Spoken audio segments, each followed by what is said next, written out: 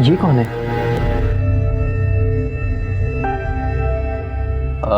ये मेरी बहन है चंद्रकला। आपकी बहन है? और तो फिर ये शादी में क्यों नहीं आई थी? क्या है कि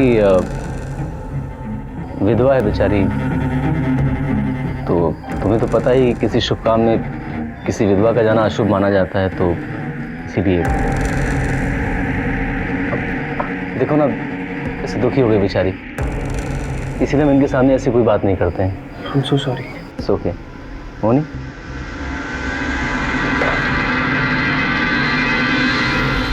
हेमा? हेमा कहाँ चली गई? हेमा? हेमा? हेमा? कहाँ चली गई हेमा?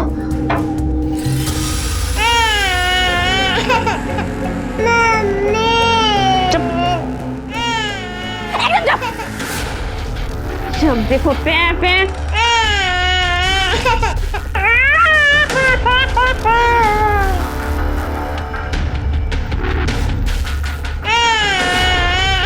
ये दरवाजा किसने बंद किया? दरवाजा खोलो! दरवाजा खोलो! हेमा! क्या है? काय को गला फाड़ रही है? हेमा कहीं नहीं। देख, हेमा जितनी तेरी बेटी है ना, उतनी मेरी भी है। अब ये बात अलग है कि उसका बाप तेरा पहला पति है और तू मेरी सेकेंड हैंड वाइफ। मुझे ये सब नहीं सुनना। मुझे ये बताओ, मेरी बेटी कहाँ है हेमा? काय को इतना फड़फड़ा रही है? मिल जाएगी, लेकिन उसके पहले तुझे मेरे लिए पैसे कमाने होंगे। कमाएगी ना? कहाँ से पैसे कमा के दूं? मेरे पहले पति ने जो मुझे 15 लाख दिए थे, वो भी तुमने रख लिए। हेमा के लिए हर महीने जो 40,000 आते हैं, वो भी तो तुम ही रखते हो ना। अरे क्या होता 40,000 में? हाँ, उसकी बीवी और उसकी बेटी को झेलता हूँ। 1 लाख तो बनता है। 1 लाख क्या? अब वो 1 रुपया भी नहीं देगा, इतना कंजूस है। मेरे मेहनत का पैसा है, कोई हराम का पैसा नहीं जो तुझे देता जाऊं लुटाने के लिए। तुझे 1 कौड़ी नहीं मिलेगी। ठीक नहीं मांग रहा हूँ, अपने हिस्से का मांग रहा अरे हूँ। कौन सा हिस्सा? प्रॉपर्टी में तेरा जो हिस्सा था तू लेकर उसे उड़ा चुका है। अब प्रॉपर्टी में तेरा कोई हिस्सा नहीं है, तुझे कुछ नहीं मिलेगा। मैं भी देखता हूँ कि कैसे नहीं मिलेगा। कौन मारता है मेरा हक? भावेश, तेरा जो भी हिस्सा था ना, तुझे पहले ही मिल चुका है। अब जो भी कुछ बचा है ना, वो परेश और महेश का है। समझ गया तू? वाह माँ, आज आपने दिखा दिया ना कि आप मुझे इन दोनों से कम प्यार करती हैं।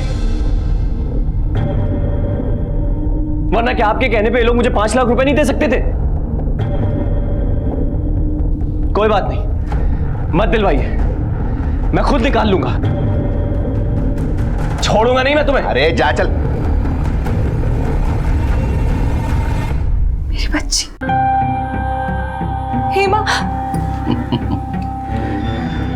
देख लिया ना, तेरी बच्ची मेरे पास है और सेफ है। तो उसे आगे भी सेफ देखना चाहती है ना, तो जैसा मैं बोलता हूँ वैसा कर। क्यों ऐसे करे मेरे साथ समीर? वो कैसे रहेगी अपने माँ के बिना? देख, जो मैंने तुझे बोला है ना, अगर वो करने के लिए तैयार है तो बोल, वरना भूल जा अपनी बच्ची। तू कमा कर नहीं देगी ना, तो वो कमा कर देगी। उसे कुछ मत कर। मेरे को पैसा चाहिए तो चाहिए, कैसे लाएगी, कहां से लाएगी, ये तू जान। रिश्ते अमूल्य होते हैं। ये वो धन है जो प्यार और भरोसे से कमाया जाता है। ये वो पूंजी है जो अमीर और गरीब सबको नसीब होती है। और कुछ लोग इन रिश्तों को निभाने के लिए अपना सब कुछ त्याग भी कर देते हैं। लेकिन ऐसे लोग भी हैं जो रिश्तों का भी गलत इस्तेमाल करने से पीछे नहीं हटते। ऐसे ही लोग इन्हें दागदार करते हैं। जब रिश्ते स्वार्थ की नींव पर खड़े किए जाते हैं तो जुर्म होना लाजमी है, और वो भी ऐसे जुर्म जो हैवानियत की नई परिभाषा गढ़ते हैं।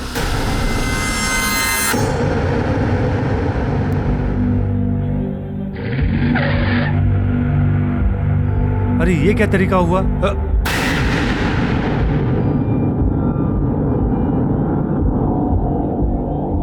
तुम मुझे माफ कर देना, मैंने तुम्हारे साथ बहुत गलत किया। मेरी वजह से तुम्हारी जिंदगी बर्बाद हो गई। प्लीज मुझे माफ कर दो। शायद मैंने तुम्हारे साथ इतना गलत किया, इसलिए आज मेरी ये हालत हो गई है। मेरे पति ने मुझसे सब कुछ छीन लिया, मेरे पैसे, मेरी बेटी, यहाँ तक कि मुझे घर से भी निकाल दिया।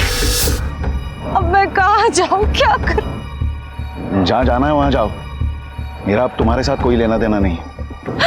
प्लीज, मैं जानती हूँ कि मेरा कोई हक नहीं है तुम पर।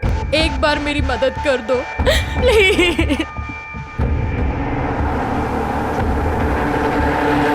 समीर भाई, वो पैसों का इंतजाम तो हो जाएगा ना? ओए, पैसों का इंतजाम होगा नहीं, यूं समझ ले हो गया। काहे को टेंशन लेता है, पैसा खुद चल कर आने वाला है हमारे पास, ये समझ ले बस। फिर तो अपनी पार्टी बनती है। हाँ, और क्या।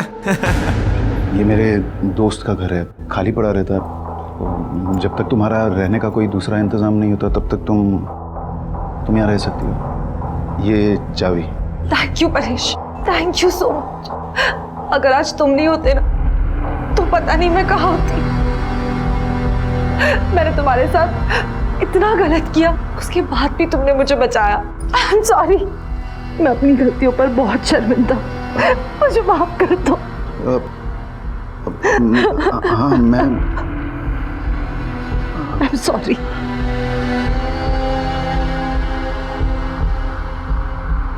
शाबाश, मेरे को मालूम था तू उसे अपने झांसे में ले लेगी। और हाँ, हेमा के टेंशन मत ले, वो बिल्कुल ठीक है।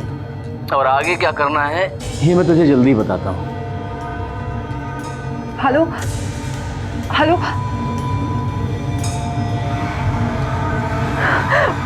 शादी के वक्त पति को पत्नी की सुरक्षा और सम्मान की कस्में दिलाई जाती हैं, लेकिन यहाँ तो समीर उससे बिल्कुल उलट ही कुछ कर रहा था। वो अपनी पत्नी का इस्तेमाल कर रहा था शिकार ढूंढने के लिए और पैसा कमाने के लिए, फिर चाहे वो पैसा किसी भी शर्त पर क्यों ना आता हो। क्यों वो अपनी पत्नी को उसके पहले पति के पास जाने के लिए मजबूर कर रहा था जिससे वो तलाक ले चुकी थी। चंद्रकला मजबूर थी समीर की हर नाजायज मांग को पूरा करने के लिए, क्योंकि उसकी बच्ची समीर के कब्जे में थी। समीर की यह साजिश क्या सिर्फ पैसों के लिए थी या फिर वो कुछ और भयानक करने वाला था? इंस्पेक्टर साहब, मेरा बेटा पिछले 2 दिन से गायब है। आपका बेटा 2 दिन से गायब है और आप अब आ रहे हैं पुलिस कंप्लेंट लिखवाने? सर, हमारा रेडीमेड गारमेंट्स का बिजनेस है, तो नए ऑर्डर्स और सप्लाई के लिए परेश भाई को बाहर गाँव आना जाना पड़ता है। हमेशा पहुंच के वो फोन करते हैं, लेकिन रात को जब उनका फोन नहीं आया तो मैंने फोन किया तो स्विच ऑफ आ रहा था। हमें लगा हो सकता है कि बैटरी का कोई इशू हो। दूसरे दिन सुबह जब फोन किया तो फोन बंद था, तो हमने अपने क्लाइंट को फोन लगाया जिसके पास परेश भाई जाते रहते। उसने कहा परेश भाई तो ये आया ही नहीं। सर, पूरा दिन वेट किए, आज सुबह जब कोई खबर नहीं आई तो साहब हम सीधे पुलिस स्टेशन आ गए। ऐसा कोई है जिससे उनकी दुश्मनी हो? मेरा मतलब है ऐसा कोई जिस पे आपको शक हो? सर, इंस्पेक्टर साहब, मेरा बेटा तो एकदम सीधा साधा है, खरा धंधा करता है। अपने बेटे का फोटो लाइए आप। हाँ हाँ सर, ये मेरा बेटा परेश। इंस्पेक्टर साहब, 1 महीने में इसकी शादी है, कैसे भी कहीं से ढूंढिए। देखिए, हम अपनी पूरी कोशिश करेंगे। जैसे आपके बेटे के बारे में कोई जानकारी मिलेगी आपको इन्फॉर्म करेंगे। अब जिनसे मिलने के लिए वो अहमदाबाद जा रहा था उन सारे लोगों के नाम और नंबर और आपके बेटे का मोबाइल नंबर बाहर लिखवा दीजिए। जी सर। ले गया। माने परेश की ये फोटो सारे पुलिस स्टेशन में सर्कुलेट करवा दो। उसका लास्ट लोकेशन और कॉल रिकॉर्ड्स भी निकालो। Okay sir.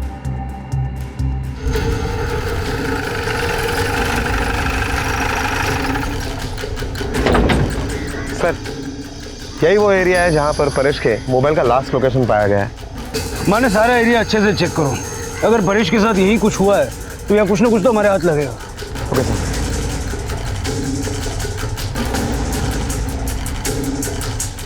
सर, ये देखिए।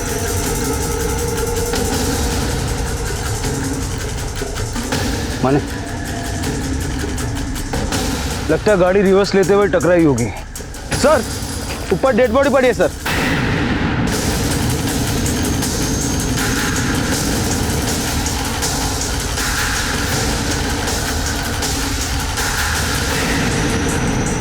ये तो परेश है और बॉडी की हालत देख के लगता है कि जिस दिन ये गायब हुआ उसी दिन मार दिया गया। और जिस गाड़ी में इसको किया गया होगा शायद उसी की टेल लाइट का टुकड़ा हमें नीचे मिला।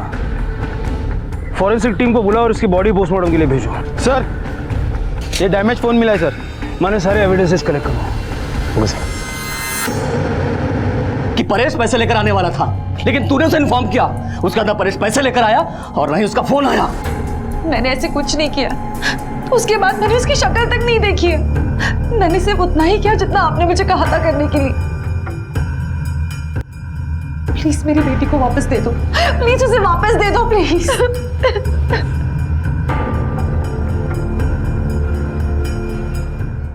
सर, परेश की कॉल रिकॉर्ड के हिसाब से उसका फोन 13 तारीख को दोपहर को स्विच ऑफ हुआ। उसके ज्यादातर कॉल उसके फैमिली मेंबर्स, क्लाइंट्स और मंगेतर को किए गए हैं, लेकिन एक नंबर ऐसा भी है जिस पर पिछले हफ्ते से लगातार बातें हुई है। वो नंबर किसी बलराम तिवारी के नाम पर रजिस्टर्ड है। सर, हैरानी की बात तो यह है कि परेश के गायब होने के बाद ये नंबर भी स्विच ऑफ आ रहा है, और सर इसी नंबर से परेश को आखिरी कॉल भी आया था। माने पता करो ये बलराम तिवारी कौन है और इसका परेश से क्या कनेक्शन। बलराम तिवारी तो ही है ना? जी साहब, हम तो परेश नाम के आदमी को जानते तक नहीं साहब। हम बहुत गरीब आदमी हैं साहब। सब्जी का ठेला लगा के हम किसी तरह अपना परिवार चलाते हैं साहब। जानता तक नहीं? फिर एक हफ्ते तक फोन पे बात क्या कर रहा था? फोन पे हम कहाँ बात किए साहब? हमारा फोन तो एक हफ्ते पहले ही चोरी हो गया था साहब। तो जब चोरी हो गया तो कंप्लेंट क्यों नहीं लिखवाई? साहब, हम बहुत गरीब आदमी हैं, और वैसे भी हमारे पास कौन सा अच्छा वाला मोबाइल था साहब। कब से उसको चला रहे थे साहब, चलाते चलाते तो उसके ऊपर के नंबर भी मिट गए थे। तो क्या करते साहब, कंप्लेंट करके। ले नाश्ता ले। क्या सोचा है तूने? किसके बारे में? अरे इस चंद्रकला के बारे में। 3 दिन बाद तेरी शादी है, नई दुल्हन घर में आने वाली है। वो पूछेगी नहीं ये मुसीबत कौन है घर में, इसे निकाल दे घर से। वैसे भी ये हमारे कोई काम की नहीं है। इसे और उसकी बेटी को हमें पालना पड़ेगा, समझा कुछ? सर, परेश की पोस्टमार्टम रिपोर्ट के मुताबिक उसकी मौत 13 तारीख को दोपहर 1 से 3 बजे के बीच में हुई है। सर पर किसी भारी चीज से वार करने की वजह से उसकी मौत हुई। तुमने फैमिली से कंफर्म किया कि परेश गाड़ी लेकर गया था या नहीं? हाँ सर, उनका कहना है परेश गाड़ी लेकर नहीं गया था। इसका मतलब वो गाड़ी, और अगर उसकी टेल लाइट टूटी है तो कहीं ना कहीं रिपेयर भी करवाई होगी। माने सारे गैरेजेस में पता करो कि वो टेल लाइट का टुकड़ा कौन सी गाड़ी का था। Okay sir. ये देख कैसी है, पूछेगी नहीं कौन है? सौतन है तेरी। अब देख, मैं दूसरी शादी करने वाला नहीं था, लेकिन तूने मजबूर कर दिया। अब अपने दूसरे पति से प्यार बढ़ा के तूने मेरा सारा प्लान चौपट कर दिया। अब पैसे कमाने के लिए कुछ ना कुछ तो करना पड़ेगा ना। तो तुम ऐसे कैसे कर सकते हो? बीवी हूं तुम्हारी मैं, बिना तलाक के तुम दूसरी शादी कैसे कर सकते हो? मेरा जो मन करेगा मैं करूंगा, तू मुझे रोक भी नहीं सकती है। अगर तूने मुझे रोकने की कोशिश की ना तो तेरा ये वीडियो इंटरनेट पे वायरल कर दूंगा, तुझे रातों रात सेलिब्रिटी बना दूंगा, सोच ले।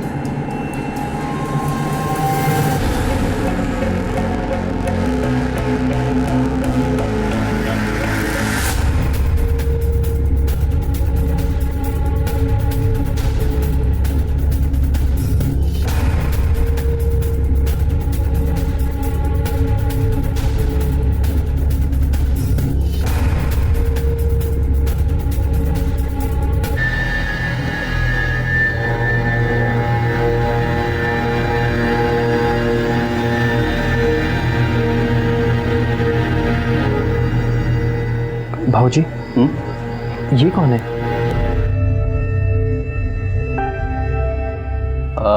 ये मेरी बहन है चंद्रकला। आपकी बहन है? और तो फिर ये शादी में क्यों नहीं आई थी? क्या है कि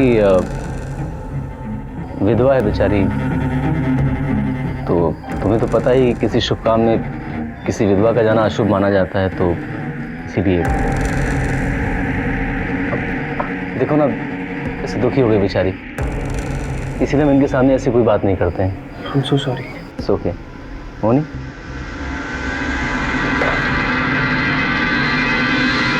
सर, परेश का भाई महेश एक शंकर नाम के आदमी को लेकर आया है। वो कह रहा है कि वो परेश का दोस्त है। बताइए सर। अभी कुछ दिन पहले परेश ने मेरे खाली फ्लैट की चाबी मांगी थी। क्यों? सर, उसने कहा था कि किसी को मदद की ज़रूरत है। उसके पास रहने के लिए जगह नहीं थी, वो कुछ दिन वहाँ पर रहेगा और इंतज़ाम होते ही चला जाएगा। सर, क्योंकि परेश मेरा बेस्ट फ्रेंड था सर, मैंने भी ज़्यादा पूछताछ नहीं की कौन था। परेश को गायब हो गए काफी दिन हो गए, तब आपने हमें ये इन्फॉर्मेशन नहीं दी। और जब अब परेश की बॉडी मिल चुकी है, तब आपको क्यों लगा कि पुलिस को ये बात बतानी चाहिए? सर मैं मुंबई में नहीं था, आज ही लौटा हूँ और मुझे पता चला कि परेश का खून हो गया, तो मुझे लगा मुझे आपको ये बात बता देनी चाहिए।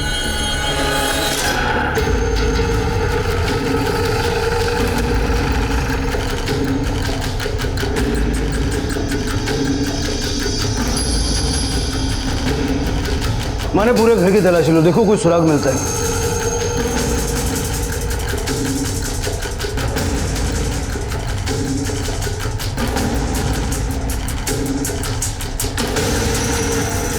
उठाओ सर, लेकर चलो।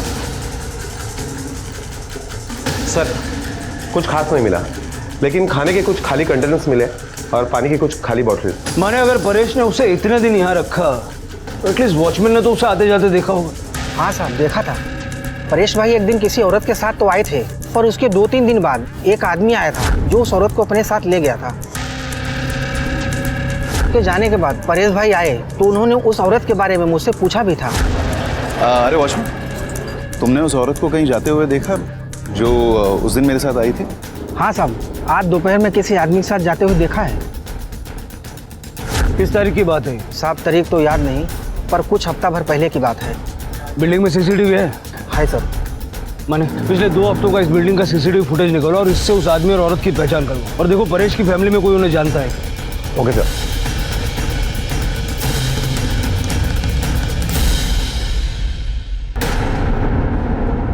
साहब यही दोनों थे। सर ये तो चंद्रकला है, परेश भाई की एक्स वाइफ। पर ये आदमी कौन है ये नहीं मालूम सर। परेश की पहले भी एक शादी हो चुकी है, ये बात आपने हमको पहले क्यों नहीं बताई? सर बात इतनी पुरानी हो गई थी ना कि ध्यान से उतर गई आप। और 2 साल हुए परेश का डिवोर्स हो चुका है और उसकी दूसरी शादी भी हमने तय कर दी है। शादी के अलावा ऐसी कोई और बात है जो आपने अब तक नहीं बताई?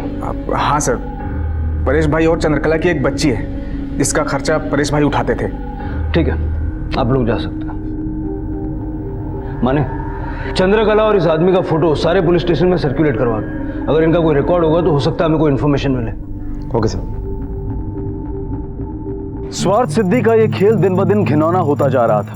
पुलिस के सामने चंद्रकला की पहचान हो चुकी थी, लेकिन यह साबित नहीं हुआ था कि उसका और समीर का परेश के गायब होने में कोई हाथ था या नहीं।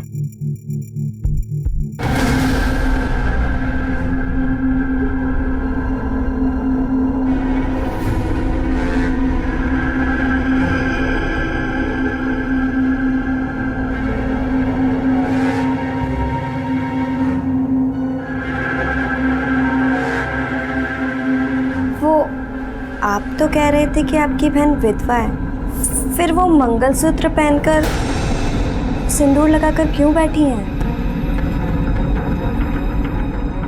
चंद्रकला,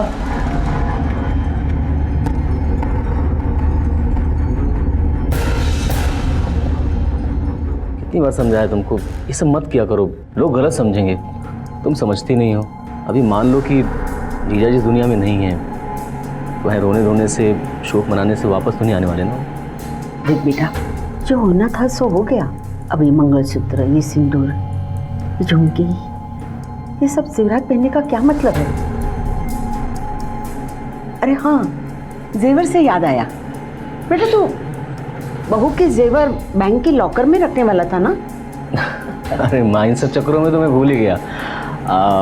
मोनी, एक काम करो, तुम अपने सारे जेवर ले आओ, मैं उन्हें ले जाकर बैंक के लॉकर में देता हूँ। हाँ ठीक है।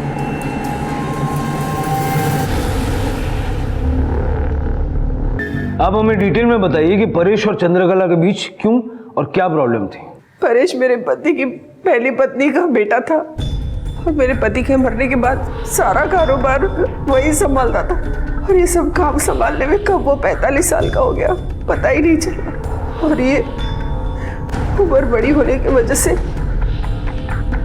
रिश्ता होने में कहीं ना कहीं तकलीफ हो रही थी। और ये सब में चंद्रकला जैसी सुंदर लड़की का रिश्ता है, तो हमने बिना कुछ सोचे समझे झट से हाँ कह दी, लेकिन हमें बाद में पता चला कि चंद्रकला ने मेरे बेटे से शादी क्यों की थी। मैंने तुमसे शादी तुम पर फिदा होकर नहीं की थी, बल्कि मैं और मेरी माँ जो गरीबी के दिन गुजारे थे हमने वो अब खत्म हो जाएंगे ये सोच के की थी कि हम ऐशो आराम की जिंदगी जिएंगे। लेकिन तुमने तो मुझे एक एक पैसे का मोहताज बनाया। तुमसे मुझे पैसों का क्या, शरीर का भी सुख नहीं मिला। ऐसे लगता है कि तुम्हारे साथ शादी करके मैंने बहुत बड़ी गलती की।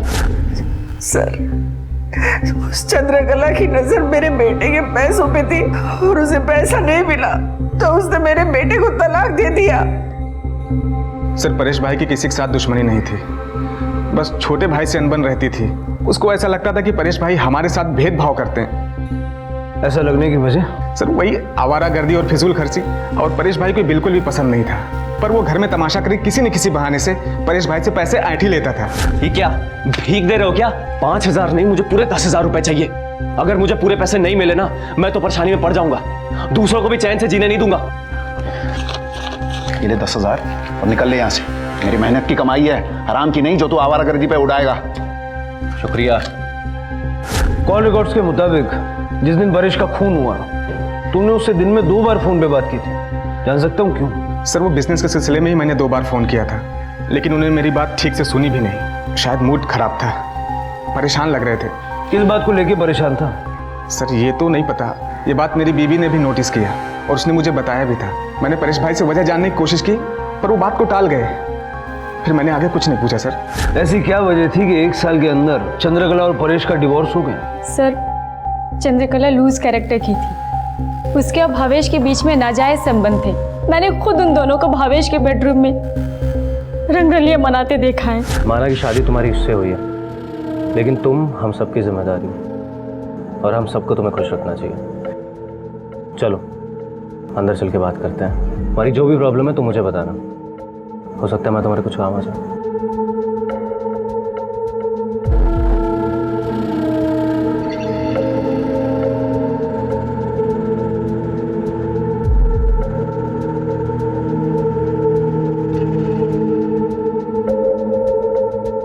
उसके बाद तो सर उसने बेशर्मी की हद ही पार कर दी। खुलेआम पेट में पाप लेकर घूम रही थी।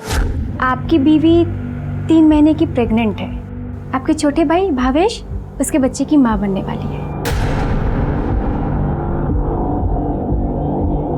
ये चाय पी लीजिए।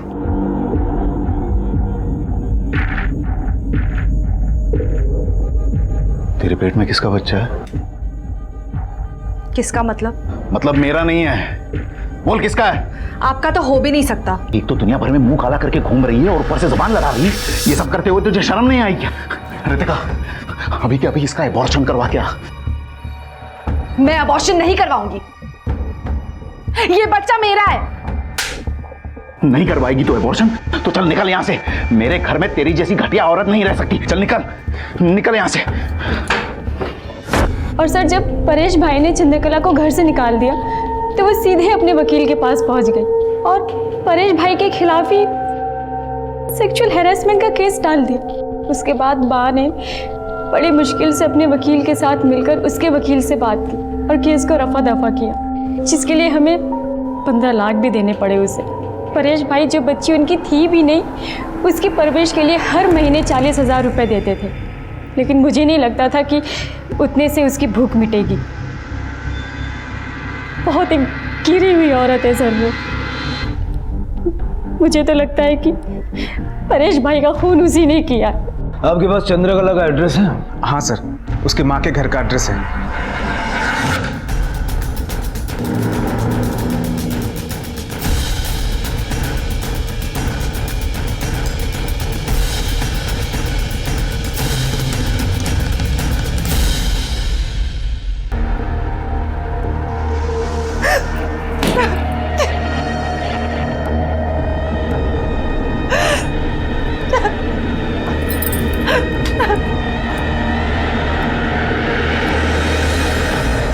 माने ये तो साबित हो चुका है चंद्रकला आई परेश के साथ थी लेकिन गई किसी और के साथ। इसलिए इस नतीजे पे पहुंचना भी मुश्किल है कि परेश ही दोषी है। हो सकता है भावेश का हाथ हो। माने इस वक्त हमारे पास 2 ओपन सस्पेक्ट्स हैं, एक भावेश और एक चंद्रकला।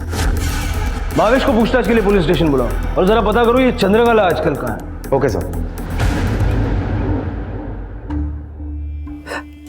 मेरी बच्ची।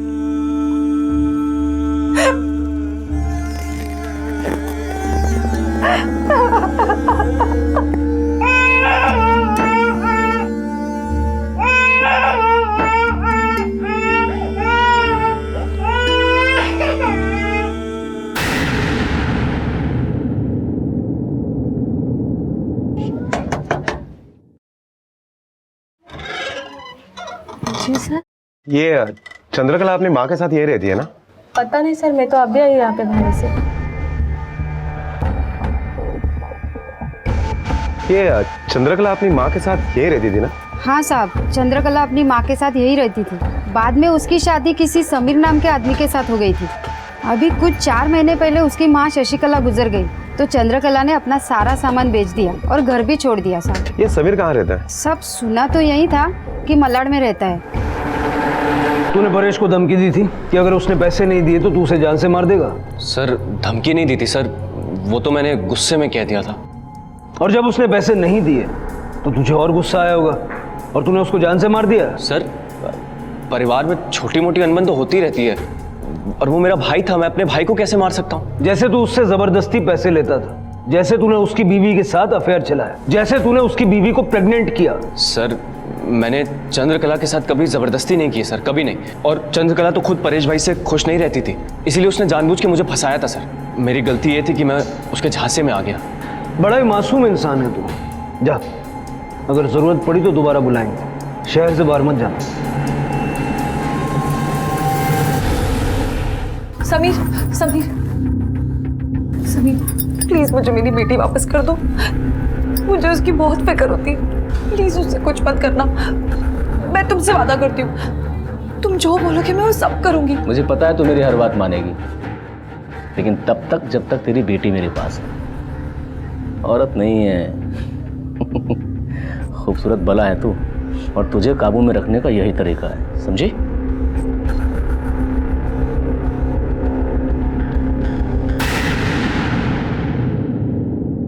क्या हुआ? बच्ची को ये चोट कैसे लगी? डॉक्टर साहब आप चुपचाप से उसकी पट्टी करें ना तो ज़्यादा बेहतर होगा। चुप कर। हाँ ठीक है। डॉक्टर साहब आप कीजिए। ओके सर, हमने चंद्रकला के बारे में पूछताछ की तो पता चला वो अपने पति के साथ यानी समीर के साथ रहती है और किसी भी घर में 6 महीने से ज्यादा नहीं टिकती। सर इसीलिए उसे ढूंढने में वक्त लग रहा है। ये चंद्रकला काफी शातिर है। माने एक काम करो, इस चंद्रकला की फोटो न्यूज़पेपर में छाप दो, हो सकता है कोई इन्फॉर्मेशन मिले। और नायगांव से लेकर के विले पार्ले तक के सारे गैरेजेस में वापस पता करो, हो सकता है वो गाड़ी अपनी बैकलाइट की मरम्मत के लिए गई हो। Okay sir.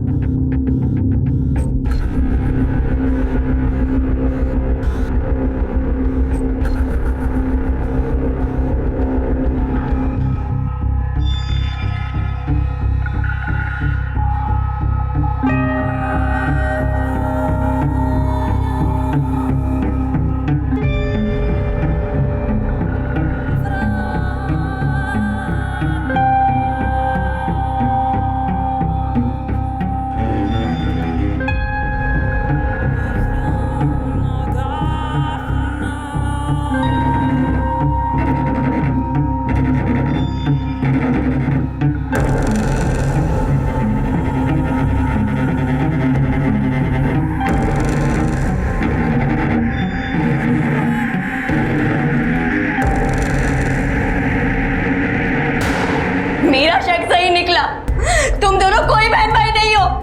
भाई बहन के रिश्ते को बदनाम करते हो और तुमने मुझे धोखा दिया। मैं तुम्हारे साथ 1 मिनट भी नहीं रहूंगी। मैं अभी इसी वक्त अपने घर जा रही हूँ। अरे मोनी सुनो, मेरी बात तो सुनो। छोड़ो मुझे। मेरा उससे कोई लेना देना नहीं है। तुम्हारी बात सुनो। जो इंसान अपनी बहन के साथ इतनी गिरी हुई हरकत करता है उसकी बात सुनूं मैं?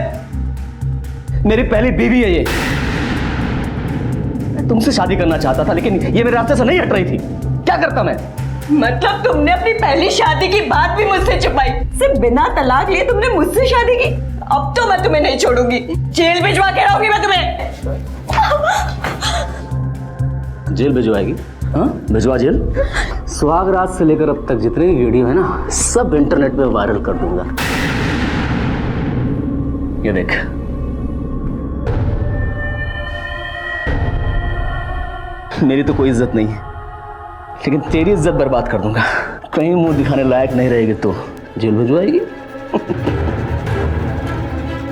बहू, तेरी भलाई इसी में है कि तू अपना मुंह बंद रख, जो चल रहा है उसे चलने दो। और चंद्रकला से तुझे क्या परेशानी? तुझे तो फ्री में एक नौकरानी मिल रही है ना।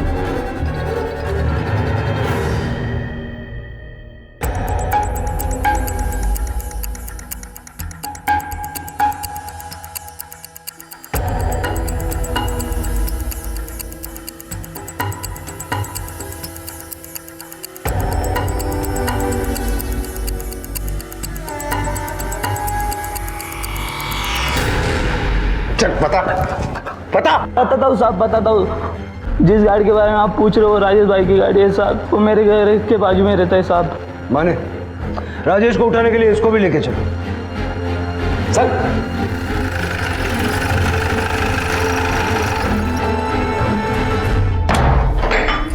पकड़ो। घेऊन जा याला।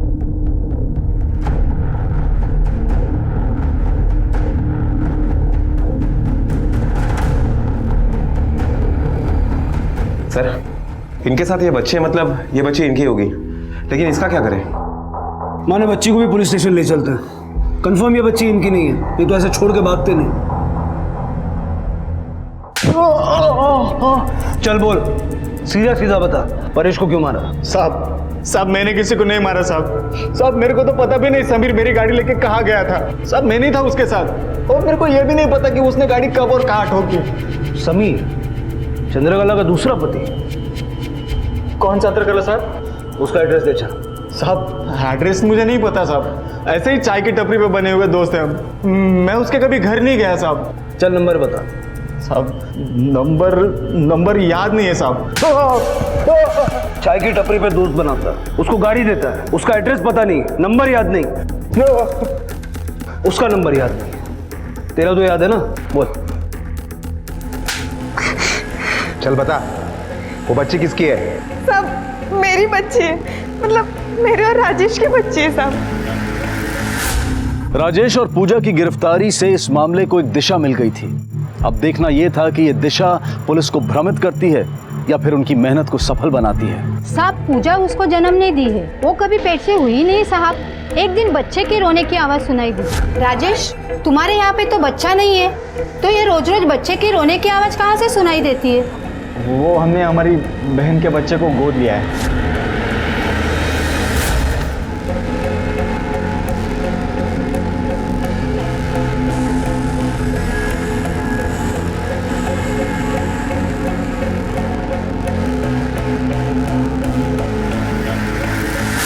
सर मैंने जो कुछ भी किया अपनी बेटी हेमा के लिए किया। समीर ने मेरी बेटी को उसे मारने की धमकी देकर मुझसे बहुत गलत काम करवाए। मतलब जैसी करनी वैसी भरनी। तुम्हारे साथ भी वही हुआ जो तुमने परेश के साथ किया। पैसों के लिए तुमने परेश के साथ शादी की, उसके भाई के साथ नाजायज संबंध बनाए और फिर उसे तलाक दिया और उसके पैसे खींचती रही। सर मैंने ऐसे कुछ नहीं किया, मैंने किसी के साथ कोई नाजायज संबंध नहीं बनाया, बल्कि भावेश ने मेरा।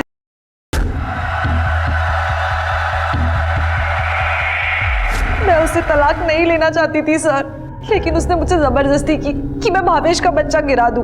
अब बाप कोई भी हो सर, लेकिन माँ तो मैं ही थी ना, ऐसे कैसे अपना बच्चा गिरा देती मैं? पहले उसे मना किया तो उसने मुझे घर से बाहर निकाल दिया, और उसके बाद तुमने उस पर और उसके फैमिली के ऊपर झूठे इल्जाम लगाए।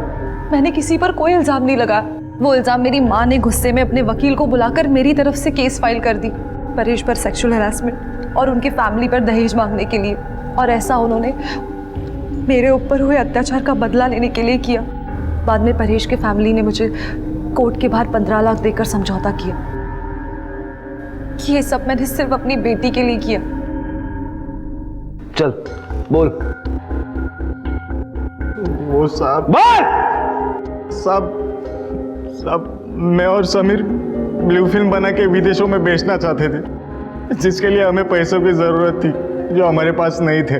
तभी समीर को आइडिया आया कि उसकी बीवी चंद्रकला को उसके पहले पति के पास भेजेगा और चंद्रकला के जरिए उसे फंसाएगा, उसे ब्लैकमेल करके उससे पैसे निकलवाएगा।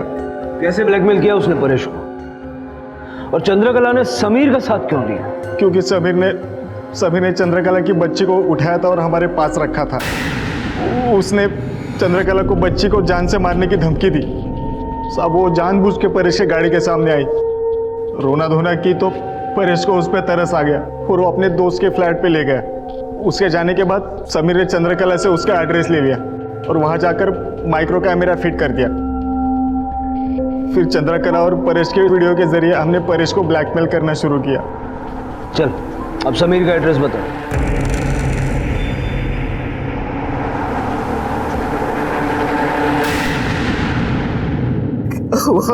किसने किया है?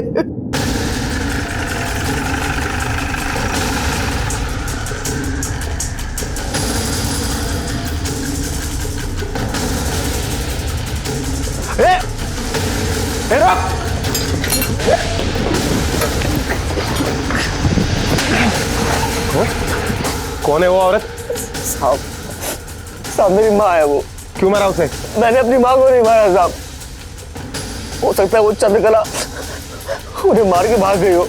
मैंने नहीं मारा साहब। सर मैंने किसी को नहीं मारा है और ना मैंने किसी को छुपाया है। मैंने तो मोहिनी की मदद की उस नरक से निकलने के लिए, और उससे भी उसने पैसों के लिए फंसाया था। एक दिन मौका देखकर मैंने मोहिनी को वहां से भगा दिया।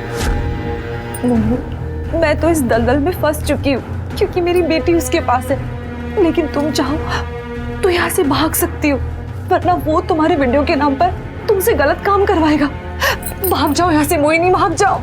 मोहिनी के भागने के बाद समीर ने मुझे बहुत मारा, और जब उसे पता चला कि आपने राजेश को पकड़ लिया है और उस तक आप कभी भी पहुंच सकते हो, तो उसने तुरंत घर बदलने का फैसला किया। अपना सामान बांधकर वो टेम्पो लेने चला गया। समीर! समीर! हाँ चुप के बैठा समीर। समीर! आज तो उसकी हड्डी पसली एक करके जाएंगे। उसने मेरी बहन मोहिनी के साथ जो किया है ना, उसका बदला आज यहाँ से लेके ही जाऊंगा मैं। बेटा तुझे कोई गलतफहमी हुई होगी। मेरा बेटा बहुत ही शरीफ है। तेरा बेटा शरीफ है? समीर! समीर! और उस दिन से अब तक मैं हर रोज अपनी बेटी को ढूंढते आ रही हूँ। पता नहीं समीर ने उसे कहाँ छुपा के रखा है। वो कहाँ होगी, कैसी होगी, किस हालत में होगी।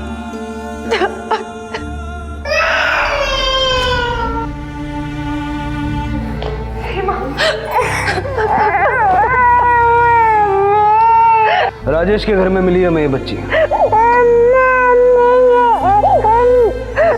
समीर तेरे खिलाफ हमारे पास सबूत है। राजेश सब कुछ उगल चुका है।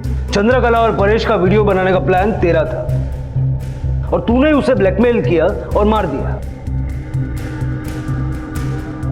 साहब मैं मानता हूं कि मैंने परेश को ब्लैकमेल किया, उसे मारा भी।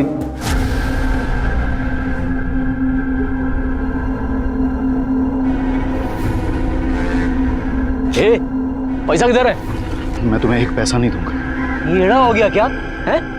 अभी बताता हूँ तेरे को। हाँ? अभी निकाल के वीडियो करता हूँ तेरा अपलोड इंटरनेट पे। दिमाग सही जाके तेरा। मैं जानता हूँ कि तू एक नंबर का कमीना आदमी जो अपनी बीवी को यूज कर सकता है, वो मुझे इतनी आसानी से छोड़ेगा। वैसे भी चंद्रकला ने और अब तुम दोनों ने सब कुछ खत्म कर दिया है। मेरा जीना हराम कर दिया, मुझे पागल बना के रखा है। तुम दोनों को मार दो। क्या कर रहा है ये? अगर मार कर अगर मुझे जेल भी जाना पड़ेगा ना तो चलेगा, लेकिन मैं तुम लोगों को जिंदा नहीं छोड़ूंगा। साथ साथ सबूत को भी खत्म कर दूंगा मैं।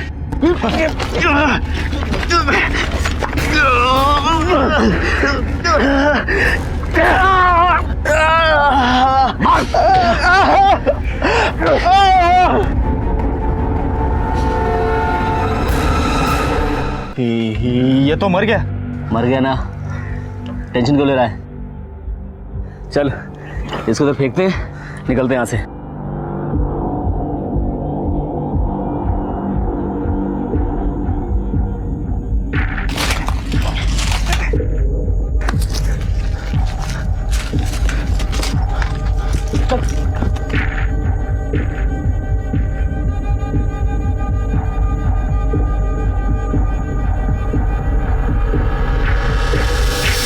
साहब मैं तो परेश को भी नहीं मारना चाहता था, लेकिन जब हमें सुपारी मिली तो मैं और राजेश दोनों लालच में आ गए। सुपारी किसने दी? जब परेश पहली बार पैसे लेकर आया था तो वो उसका पीछा करते हुए वहाँ तक आ गई थी और उसने हमारी सारी बातें सुन ली थी। तो ये लो पैसे, अब मुझे प्लीज़ वो वीडियो दे दो। ठहर जा, जल्दी क्या है?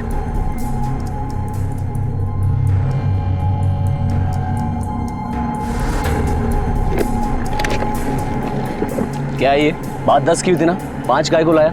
अब मैं वो अगर कल 10 लाख लेकर नहीं आया ना तो वीडियो लिंक भेजूंगा, देख लेना इंटरनेट पे। अरे नहीं नहीं, उसकी कोई ज़रूरत नहीं, मैं कल पक्का पैसे लेकर आऊँगा। तू लाएगा पता है मेरे को। चल अभी जा। हाँ सर, मैंने मरवाया परेश को।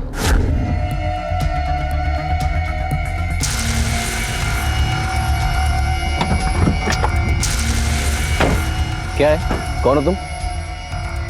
मैंने तुम्हारी और परेश की सारी बातें सुन ली है। मुझे कोई प्रॉब्लम नहीं है, तुम उनसे 5 लाख ले लो और 10 मैं तुम्हें दूंगी। बस एक छोटा सा काम करना है। काम? कैसा काम? परेश भाई को खत्म करने का 10 लाख। पूरे बिजनेस पर कुंडली मार के बैठा हुआ था, बुढ़ापे में शादी करने का शौक चढ़ा था उसे। अपनी पहली बीवी को तो पैसे देता ही था, ऊपर से दूसरी शादी भी कर रहा था। भावेश पहले ही अपना हिस्सा लेके बर्बाद कर चुका था और चंद्रकला के जाने के बाद मुझे लगा था कि परेश की दूसरी शादी नहीं हो सकती। मैं खुश हो गई थी कि सारा हिस्सा हमें मिल जाएगा, लेकिन तभी माँ जी ने उनकी दूसरी शादी तय कर दी। मुझे समझ में नहीं आ रहा था कि मैं क्या करूं। मुझे लगा कि फिर से कोई मेरे बच्चों के हिस्से का हकदार बन जाएगा। माने शुरू से चंद्रकला दोषी लग रही थी, पर वो बेचारी तो न चाहते हुए इनके गुनाह का हिस्सा बन रही थी। खैर ये केस तो सॉल्व हुआ, लेकिन अभी बाकी है भावेश का चंद्रकला गिरफ्तार होना और मोहिनी के भाई का दक्षा के कत्ल में गिरफ्तार होना। भावेश के डीएनए टेस्ट से यह साबित हो गया कि हेमा उसी की बेटी है और पुलिस ने भावेश को चंद्रकला के जुर्म में गिरफ्तार कर लिया और अहमदाबाद से मोहिनी के भाई और उसके साथियों को भी दक्षा के कत्ल के लिए हिरासत में लिया गया। समीर को गैर कानूनी तरीके से दूसरी शादी, ब्लैकमेलिंग और परेश के मर्डर के लिए और राजेश को ब्लैकमेलिंग और कत्ल के लिए गिरफ्तार किया गया। साथ ही भावेश को चंद्रकला के लिए और मोहिनी के भाई को दक्षा के कत्ल के लिए हिरासत में लिया गया। ये सभी इस वक्त न्यायिक हिरासत में हैं। झूठ और जुर्म की बिसात पर सुखी जीवन की कल्पना एक भ्रम है। हालात कैसे भी हों, अपनी सोच को साफ रखें, क्योंकि जुर्म का रास्ता हालात को बद से बदतर बना देता है। इसी विचार के साथ अब मैं अनूप सोनी आपसे विदा लेता हूं। फिर मुलाकात होगी अगले एपिसोड में एक और चौंका देने वाले केस के साथ। तब तक अपना और अपने परिवार का ख्याल रखें और देखते रहें क्राइम पेट्रोल डायल 100। सबक एक को सीख हम सबको। जय हिंद।